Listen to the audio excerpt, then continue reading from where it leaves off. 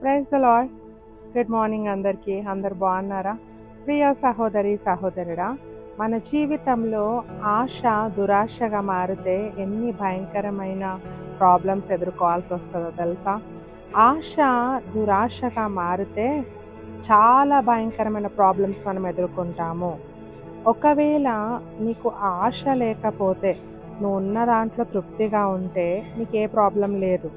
కానీ దురాశ ఏం చేస్తదంటే, అది పొందుకోవడానికి, నువ్వు ఆశించింది పొందుకోవడానికి ఏవేవో పనులు చేస్తాము. ఎన్నెన్నో పాపాలు చేస్తాం. ఎన్నెన్నో తప్పులు చేస్తాము. చివరికి అది పొందుకునేదాకా విడిచిపెట్టము. ఇంకా చాలామంది చూస్తే అవి పొందుకోవడానికి వాళ్ళ ఆశ పడింది పొందుకోవడానికి అప్పులు చేస్తూ ఉంటారు. ఆ అప్పులు తీర్చలేక, అప్పుల వాళ్ళు ఫోన్ చేస్తూ ఉంటే ఫోన్స్ ఎత్తలేక, చివరికి సూసైడ్ చేసుకుందామని మరణానికి కూడా వెళ్ళిపోతూ ఉంటారు. ఇవన్నిటికీ కారణం ఏంటంటే దురాశ.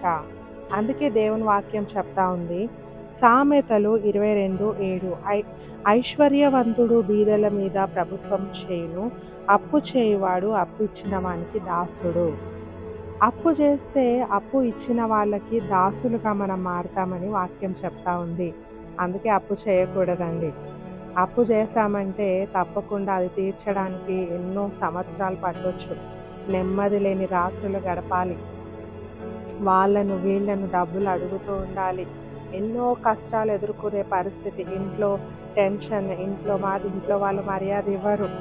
అప్పులు చేసే వాళ్ళకి ఎవరు మర్యాద కూడా ఇవ్వరు. ప్రియ సహోదరి సహోదరుడా, అందుకే వాక్యం స్పష్టంగా చెప్తా ఉంది, నువ్వు అప్పు చేయకూడదు.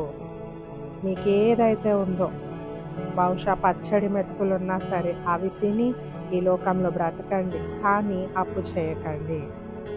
నీకు నిజంగా దేవుడు డబ్బులు అనుగ్రహిస్తే, ధనం అనుగ్రహిస్తే నీకు నచ్చినవి కొనుక్కోండి, తప్పులేదు. కానీ ఏవో లేని వాటికి అప్పులు చేసి, నాకు నచ్చింది కదా నేను పొందుకోవాలని డబ్బులన్నీ వ్యర్థమైన వాటికి ఖర్చు పెడితే నెమ్మది లేని రాత్రులు గడపాల్సి వస్తుంది. సో దేవుడు ఈరోజు మంచి వాక్కు ద్వారా మనల్ని హెచ్చరిస్తూ ఉన్నాడు. పరిశుద్ధాత్మ దేవుడు ఈరోజు మనతో మాట్లాడుతున్న మాట ఏంటంటే, అప్పు చేయకుండా ఉందాం, ఉన్న దాంట్లో తృప్తిగా జీవిద్దాం. God bless you. Thank you so much for watching. ఈ సమయంలో మీ యొక్క ప్రార్థన అవసరతలు కామెంట్ సెక్షన్లో తెలియజేయండి. మేము మీకోసము ప్రార్థిస్తాము. ఒకవేళ మీకు ఏమైనా డౌట్స్ ఉంటే, ఏమైనా క్వశ్చన్స్ ఉంటే దయచేసి కామెంట్ బాక్స్లో మీ యొక్క క్వశ్చన్స్ తెలియజేయండి.